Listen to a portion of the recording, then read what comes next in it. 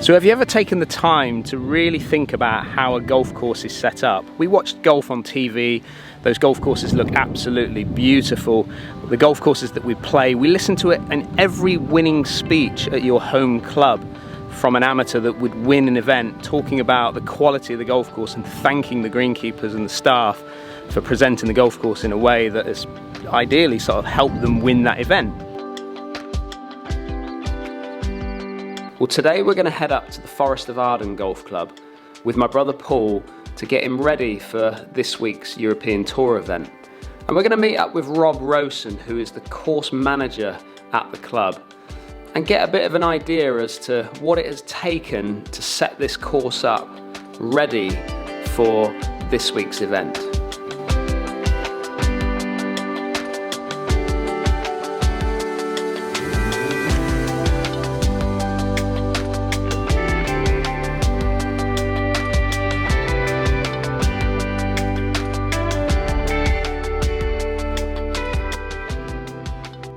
Rob, thank you so much for taking the time to come out and have a little chat with us today.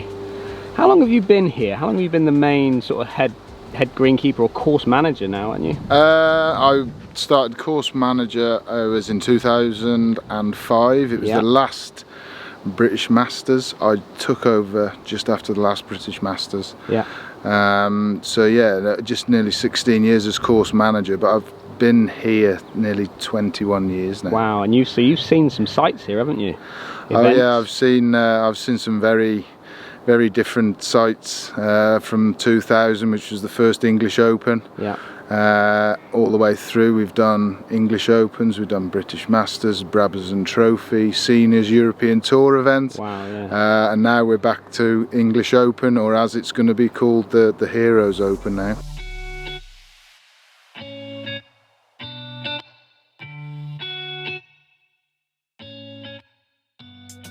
We went into lockdown on the 23rd of March. Yeah. We went with a skeleton crew of 6. Yeah. So that's 3 people on the Arden course, 3 people on the Aylesford course. Yeah. From the original team of 21. Wow. Okay.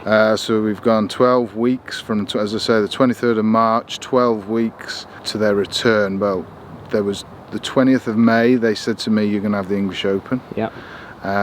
My staff returned on the 10th of June. Yeah. So really we've had from the 10th of June to what will be the 27th of July to prepare for this golf tournament, just over the past 7 weeks. And how long would you normally have got? Like if you, I mean, you'd be planning a good year or so in advance. Yeah, well, once one tournament finishes, you're usually straight on with planning for the next tournament the year after. And how much of the European Tour had an involvement in how you set the course up? Have they? I'm assuming they've got an agronomy team that kind of helps out or gets involved. Yeah, but due to obviously COVID-19, that's been quite restricted. Yeah. Because they can't travel. Right. So I've only had one visit, which was just, I think it's 12th of June. Yeah. And that was done on a 4-hour stint all the way around the golf course, and then from then on I've just been taking pictures, sending it to them, making sure that they're happy with everything we're doing, with the cutting heights, fairway heights, semi-rough heights, the way we're mowing the grass, and that's basically how we've got round it for this year. But usually you'd have many visits and many meetings.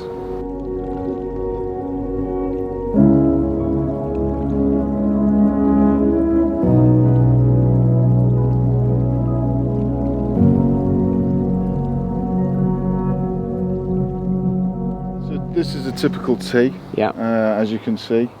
The European Tour asked us to mow on an angle of right to left and left to right, as you can see. Yeah. So we hand cut these 4 times a week at 7 mil. Right. So quite tight. Very, very tight. It was asked. You've got Pacific's, the European Tour, between sort of 7 mil and 10 mil for the tees, so we always mow at 7 mil, so that's what we've gone with.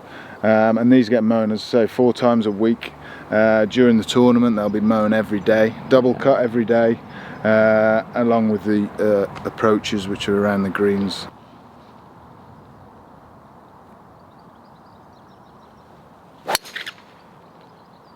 because we've always been classed as a European Tour venue, Yeah.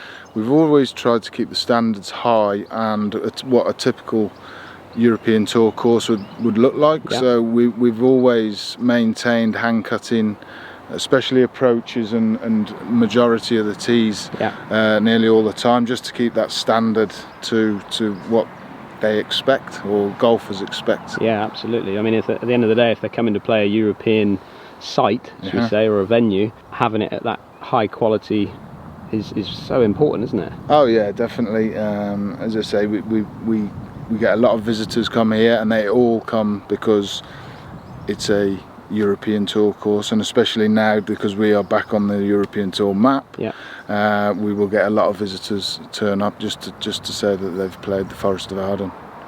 When I was over in the States, I went to college out in America, and I played the Doral course down in Miami.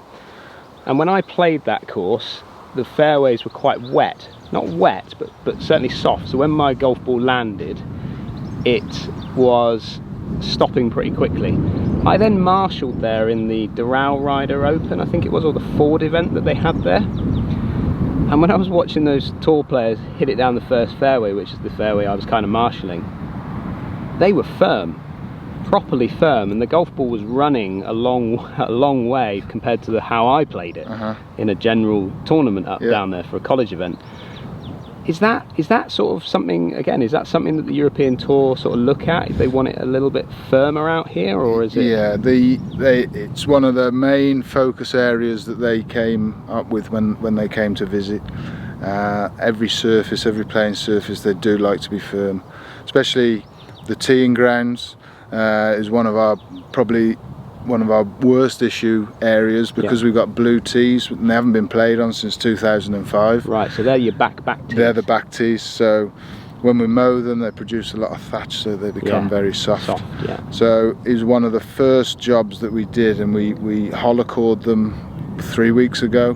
We scarified them, top dressed them, seeded them, just to try and get the firmness back into those tees, just for this event. All the things that a normal golfer would see twice a year on their golf course on the greens, is that right? So you would like literally try and, hollow coring, those sorts of things that they all, golfers kind of complain about when the golf course gets hollow cored or whatever, but you were doing that to your tee boxes. Yeah, we were doing that to the tee boxes just to get the firmness up for this event. And then moving on to the greens need to be firm. You've got to remember there's 132 golfers going to play this off a first tee start. So really the greens have got to be as firm as possible, just to stop any footprinting and to maintain the speed and for the whole day. And then what happens, because I mean we see it on TV where you see the sort of greenkeepers, should we say, that they go out onto the golf course during an event and they start hand watering. What happens if you get like a dry spell? Like we're now coming into hopefully some decent weather for us. What happens in that situation? Basically we've got 2 people hand watering constantly. We try not to blanket water with the irrigation heads so much. So we're doing hot spots on greens and tees that they're playing off. That's just so we maintain the firmness of the greens, because not the whole green needs watering at any one time, but it's just hot spots. So we've got someone out, or 2 people out for 10 hours a day hand watering those greens. A lot of man time needed to get it done, isn't it? Yeah, definitely.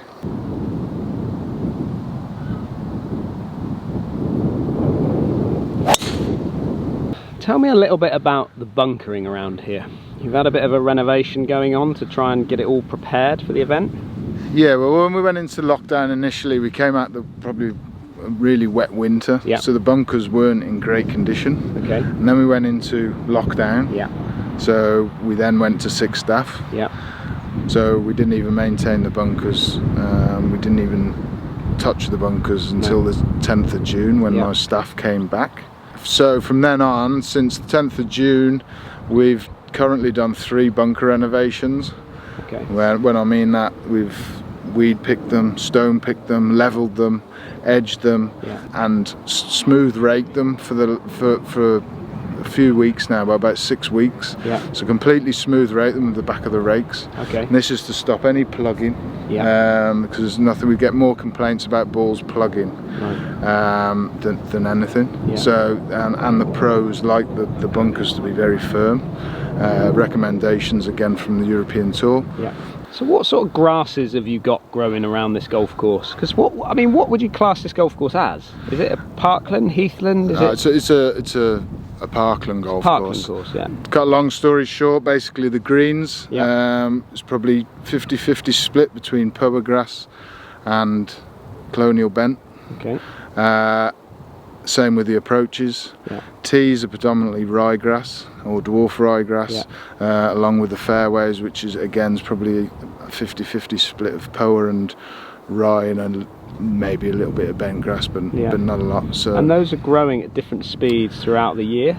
Yeah, they do grow, and it does cause us a few problems, especially on the greens, certainly in spring, because what you find is that the power grass just sits on the green and doesn't really do a lot till probably mid-May, and then the bent grass is thriving, and it grows basically all year. So we end up with this situation of having some, well, certainly in spring, of bumpy greens, which we try and mow out, verticut out, and do our best to maintain the smoothness until basically the power catches up. Right. Whilst we're on the 16th here, because this is quite a key hole that you've kind of thought about or had to think about with the tour players coming to play, they can cut this corner here, can't they? Yeah, they can. And is it something that you've kind of thought about out here with the length of grass and the rough that you're growing? Basically, we've grown in the rough right up to the intermediate band. Okay. And it's probably at 6 inches now, and it's basically trying to deter the pros from cutting the corner and getting an easy shot for their second. So the plan is, if the ball rolls, or they cut the corner and the ball rolls the other side of the fairway, they're going to end up in some deep stuff. But if they don't quite make that corner, they're going to still end up in some deep stuff for their second shot. And is that quite consistent throughout the golf course? Have you set this course up slightly narrower in most of the areas, or have you kept it pretty consistent? we've narrowed everything up, right, because they're so good, they are. and they hit the ball so far. We're never gonna stop them, but we can try our hardest, if you like. So that was one of the reasons why we've grown quite a lot of the rough up. We're quite unfortunate here that a lot of the rough's quite wispy. So when you do grow it up and grow it in, it does actually look quite pleasant. Yeah, it looks lovely. It absolutely does. Running out, that's a really good putt. Go on, go left, go left, go left. Great putt that. So talk to me about the greens here. What sort of speed are you getting these up to for the event? Well, first of all, the greens, as I said before, the specs, sort of a 50-50 power split between colonial bent. They're built on fen soil. They're not USGA spec greens. Right. They're actually a fen soil green. Very nice. You can get them very firm. Speed of the greens, we've been advised we're going to try and get to 12 foot. Really? For the week of the event, and that's what we're aiming for. I stimped the greens yesterday, there was 10-9. Okay. So we're in a good situation at the minute. Leading up to it, because they're quite slopey. I mean, even just looking around, we won't see a great deal on camera, but they're quite slopey in areas, aren't they? They are, yeah. So it's quite easy to get the green speed, especially with the machinery we have now. We've got flex mowers, so basically we'll double hand cut, starting from next Thursday. Right. Double hand cut every day, and roll or double roll depending on the speed of the greens. And then your last little bit of work that you've done on the greens right now is a few holes around here. Yeah, we've just done our last pro core before the event. It's like little 8mm tines. It was done Wednesday last week, so by tomorrow they'll almost be gone. Would they? It's just to keep them breathing. When you're rolling every day for probably 10 days, it does put stress on the grass, especially when we start. If we can't get the green speeds quite there, we may have to drop the mows a bit lower. Looks stunning, absolutely stunning right now. Thank you. So really good to catch up there with Rob. So interesting when you go into the detail of what these guys go through day in, day out to set golf courses up ready for us to get out there and play some golf. This golf course is going to be absolutely superb for the European Tour event coming up. Don't forget, if you're new to the channel, hit that subscribe button. Give us a thumbs up if you like what you're seeing. As always, stay safe and we'll catch up with you again soon.